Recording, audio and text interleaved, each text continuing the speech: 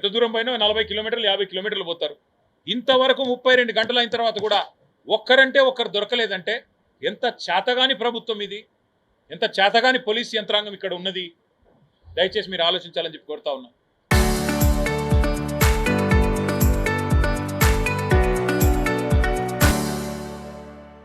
పోలీసులు అంటే కేవలం ఒక ప్రైవేట్ ఆర్మీ మాదిరిగా రాజకీయ కక్ష సాధింపులకి లేదా కొనుగోలు కేంద్రాల కాడ రైతుల అవస్థలు చూసి మా నాయకులు ఇవాళ జీవన్ రెడ్డి గారు అక్కడ పూడూరులో ధర్నా చేస్తే మా రవిశంకర్ గారు అరెస్టు చేయడానికి మాత్రమే ఉంటారు. ప్రతిపక్షాలని అసలు పని చేయరా మీరు? శాంతి భద్రతలు నిర్వహించడం కానీ కనీసం ఇలాంటి జరుగుతున్నప్పుడు ప్రజల్లో మనోధైర్యం నింపడానికి కొంత కార్యక్రమాలు కానీ ఏమి చేయలేదు. కేవలం ఎంతసేపు రాజకీయ కక్ష సాధింపులు, అరెస్టులు, అడ్డమైన కేసులు. సోషల్ మీడియాలో ఇప్పుడే మా తమ్ముడు ధర్మపురి నుంచి తమ్ముడు వచ్చినాడు, చిన్న పిల్లోడు, మా విద్యార్థి నాయకుడు ప్రశాంత్ అబ్బాయి పేరు, కేసులు పెట్టి వేధిస్తున్నారంట.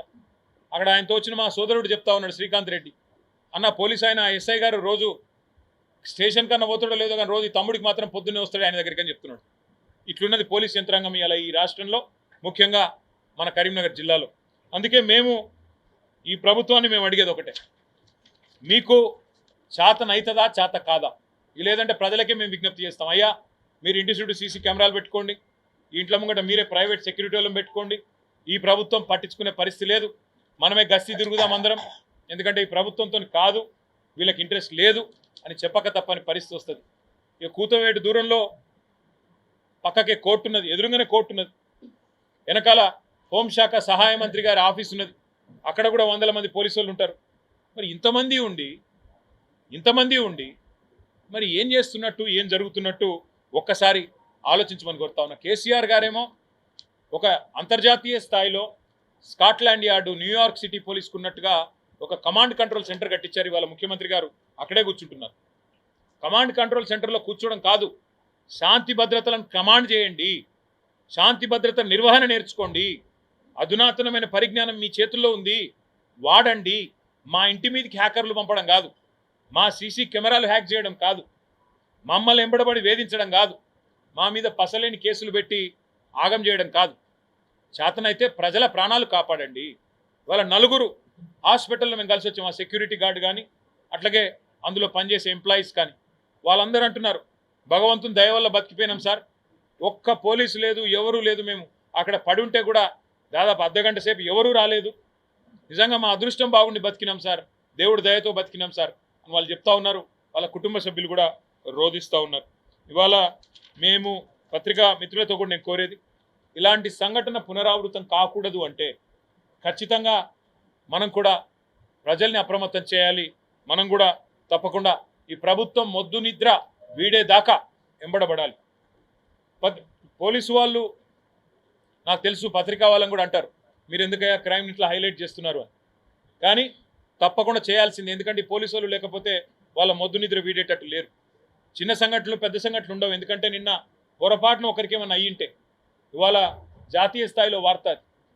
అందుకే మేము అనేది ఈ ప్రభుత్వం మొద్దు నిద్ర వీడాలి అంటే, ఇక్కడ ఉన్న పోలీసులు సరిగ్గా పని చేయాలి అంటే తప్పకుండా మీడియా సహకారం కూడా అవసరం.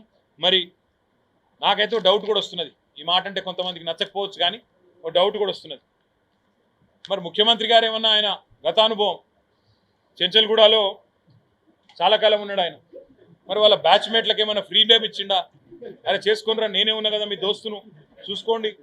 లేకపోతే మేము కూడా కాంగ్రెస్ మంత్రులు ఎమ్మెల్యేలు అందరం ఒక స్కీమ్ పెట్టుకున్నాం, దాచుకో అనే స్కీము, మీరు కూడా అదే స్కీమ్లో పాలు పంచుకోండి అని చెప్పి వాళ్ళకి ఏమైనా లైసెన్స్ ఇచ్చిండా, ఫ్రీడమ్ ఇచ్చిండా? లేకపోతే ఏంది? 5 తుపాకుల కరీంనగర్ లాంటి పట్టణంలో, ఇంతటి చైతన్యవంతమైన పట్టణంలో హోంశాఖ సహాయ మంత్రి గారు ప్రాతినిధ్యం వహిస్తున్న పార్లమెంటరీ హెడ్ క్వార్టర్లో 5 తుపాకులతో ముష్కరులు వస్తే, కాల్పులు జరిపితే, ఇంత తీవ్రమైన గాయాలు జరిగితే 32 గంటల పాటు ఒకరిని పట్టుకోలేని పరిస్థితిలో ఉన్నారంటే నేను మీకు గుర్తు చేస్తా ఉన్నా, మా మీడియా మిత్రులకు తెలుసు, మా ప్రభుత్వంలో కూడా ఒక చిన్నపిల్ల అపహరణ సంఘటన జరిగింది, మీకు గుర్తుండాలి. కానీ నాకు గుర్తున్నంత వరకు వితిన్ 5-6 అవర్స్ ఆ సీసీ కెమెరాలు చూసి పట్టుకొని వితిన్ 5-6 అవర్స్ ఆ పాపను తీసుకొచ్చి తల్లిదండ్రుల దగ్గర అప్పచెప్పింది ఆనాటి పోలీస్ యంత్రాంగం. పోలీసు వాళ్ళు మారలేదు, ప్రభుత్వం మారింది, ప్రాధాన్యాలు మారినాయి. కాబట్టే ఈ అవస్థ వచ్చింది. ఈ ముఖ్యమంత్రి గారి చేతగాంతనం, ఆయన ఇంకొకరికి అవకాశం ఇవ్వడు, అదో దౌర్భాగ్యం. విద్యాశాఖ నా దగ్గరనే ఉండాలి, హోంశాఖ నా దగ్గరనే ఉండాలి, మున్సిపల్ శాఖ నా దగ్గరనే ఉండాలి, కానీ మళ్ళీ ఏం తెలియదంట. మున్సిపాలిటీలో చెత్త తీస్తున్నారో తెలియదు, బడులు మంచిగా పనిచేస్తున్నాయో తెలియదు, పోలీసు వాహనాల్లో డీజిల్ ఉందో లేదో కూడా ముఖ్యమంత్రి గారికి తెలియదు. అందుకే మేమనేదల్లా ఈ రాష్ట్ర ప్రభుత్వాన్ని, రాష్ట్ర ముఖ్యమంత్రి గారిని కూడా, అయ్యా ఇకనైనా మేల్కోండి, రాజకీయాలు చేయొచ్చు, మా మీద కేసులు పెట్టు, వేధించు, అవన్నీ చేయి, పర్వాలేదు, కానీ ప్రజల ప్రాణమానాలతో మరి ముష్కరులు చెలగాటమాడుతున్నప్పుడు మీరు పొరపాటున కూడా ఇట్లాంటి విషయాల్లో మీరు ఉపేక్షిస్తే మళ్ళీ జరుగుతాయి. మీరు పునరావృతం కాకుండా దిశా సంఘటన జరిగింది, మీకు గుర్తుండాలి. ఆనాడు కేసీఆర్ గారి నాయకత్వంలో పోలీసులు ఎట్లా స్పందించారండి, మీకు గుర్తులేదా? అందరికీ రాష్ట్రంలో మర్చిపోయారా? అంటే పోలీస్ యంత్రాంగం ఒకవైపు ఫ్రెండ్లీగా ఉంటూనే, పోలీసింగ్ చేస్తూనే, మరొక వైపు పటిష్టమైన శాంతి భద్రతలు మెయింటైన్ చేసే విధంగా వారి దగ్గర ఉండే యంత్రాంగం కానీ, వారికి ఉండాల్సిన వాహనాలు కానీ, వారి దగ్గర ఉండాల్సిన అధునాతన పరికరాలు కానీ, అమ్యునిషన్ కానీ అన్నింటినీ కేసీఆర్ గారు చూసుకున్నారు. వాళ్ళ ఈ సంఘటన జరిగి 32 గంటలైంది. రాష్ట్ర ప్రభుత్వ పెద్దలు ఎవరైనా వచ్చారండి కనీసం సంఘటనా స్థలానికి కానీ, ఆ బాధితులను పరామర్శించడానికి కానీ? ఒక్కరన్నా, ఒక మంత్రి గారో, ఒక పెద్ద ఆయన ఎవరన్నా రాష్ట్ర ప్రభుత్వం తరపున వచ్చారా కనీసం? అంటే ఎంత నిర్లక్ష్యంగా, ఎంత ఉదాసీనంగా, ఎంత హీనంగా ప్రజల ప్రాణాలని ప్రభుత్వం చూస్తున్నదో దాన్ని బట్టి అర్థం చేసుకోవచ్చు. ముఖ్యంగా కరీంనగర్ పోలీసులు మా నాయకులను వేధించడం, మా వాళ్ళు వెంబడబడడం, మా కార్యకర్తలను టార్చర్ చేయడం, జైళ్లలో మా కార్పొరేటర్లు, మాజీ కార్పొరేటర్లను పెట్టడం, ఇదే పని తప్ప మీరు ఇంతవరకు ఈ 2.5 ఏళ్ళలో చేసింది ఏం లేదు. ఖచ్చితంగా గుర్తుపెట్టుకుంటాం, అది కూడా చెప్తా ఉన్నాను నేను. ఇదివరకు కూడా చెప్పాను, మళ్ళీ చెప్తున్నా, 2 ఏళ్లలో మళ్ళీ కేసీఆర్ గారు ముఖ్యమంత్రి అవుతారు. తప్పకుండా ప్రజలకు కూడా నేను విజ్ఞప్తి చేస్తా ఉన్నా, భయపడవద్దు, బాధపడవద్దు. ఇంకో 2 ఏళ్ళు మరి ఈ రాష్ట్రంలో ఈ అరాచక పరిపాలనను భరించక తప్పని పరిస్థితి మనకుంది. కానీ ఎవరెవరైతే అధికారులు ఇవాళ రేవంత్ రెడ్డి గారికి ప్రైవేట్ ఆర్మీగా పనిచేస్తూ మా నాయకులను, మా కార్యకర్తలను వేధిస్తూ ఉన్నారు, ప్రజల ప్రాణాలకు, మానాలకు రక్షణగా నిలబడాల్సిన మీరు మాయంబడబడి మా కార్యకర్తల్ని, మా పార్టీ నాయకుల్ని హింసిస్తున్నారో వారికి నేను ఒకటే చెప్తా ఉన్నా, మీరు రిటైర్ అయినా వదిలిపెట్టం, మీరు ఎక్కడికి పోయినా వదిలిపెట్టం. మీరు అనుకుంటుండొచ్చు నేను నల్గొండలో పనిచేసినా రేపు వచ్చి మళ్ళా ఎవరో మా కరీంనగర్లో మా నాయకుని పట్టుకొని వచ్చి ఎక్కడో పోస్టింగ్ ఇప్పించుకుంటాను. ఎవరిని వదిలిపెట్టం. తప్పకుండా ప్రతి ఒక్కరూ ఎవరైతే ఇవాళ అత్యుత్సాహం ప్రదర్శిస్తూ ఇబ్బంది పెడతా ఉన్నారో, మంచిగా డ్యూటీ చేసే వాళ్ళతో మాకు పంచాయతీ లేదు, కానీ ఎవరైతే రేవంత్ రెడ్డి గారి మెప్పు పొందడానికి ఇష్టం వచ్చినట్టుగా వ్యవహారం చేస్తూ ఉన్నారో వారిని తప్పకుండా గుర్తుపెట్టుకుంటాం. అన్నీ రాసుకుంటున్నాం, అన్నీ చూస్తూ ఉన్నాం, ఏది మర్చిపోము. కానీ అవన్నీ ఒక పక్కనైతే, మొదలైతే మీరు చేయాల్సిన డ్యూటీ మీరు చేయండి. పోలీసులు చేయాల్సిన పని పోలీసులు చేయాలి, ప్రభుత్వం చేయాల్సిన పని ప్రభుత్వం చేయాలి. లేకపోతే కరీంనగర్లో, హైదరాబాద్లో జరిగిన దుర్ఘటనలు రాష్ట్రం అంతటా కూడా జరిగే పరిస్థితి ఉన్నది. కాబట్టి మరి వెంటనే ఈ విషయంలో హోంమంత్రి మొద్దునిద్ర వీడి మేల్కొనాలి, పర్యవేక్షించాలి.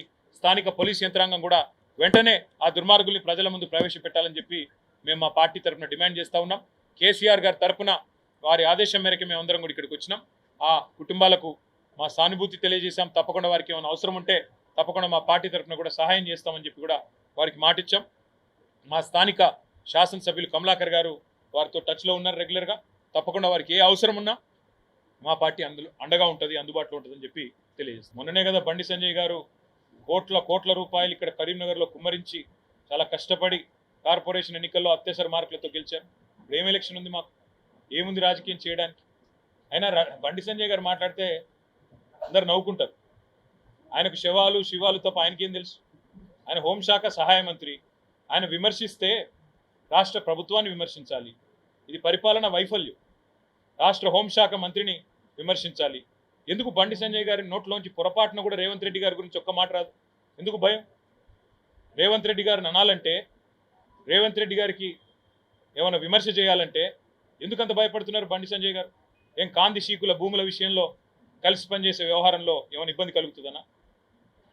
మాకు అన్నీ తెలుసు, టైం ప్రకారం అన్ని బయటకు వస్తాయి. ఎంత డీప్గా కనెక్షన్లు ఉన్నాయి, ఏం జరుగుతున్నాయి అన్నీ బయటకు వస్తాయి. ఎవరికి సహాయంగా ఉంటున్నారు, సహాయ మంత్రి ఎవరికి సహాయంగా ఉంటున్నారు, అన్నీ బయటకు వస్తాయి.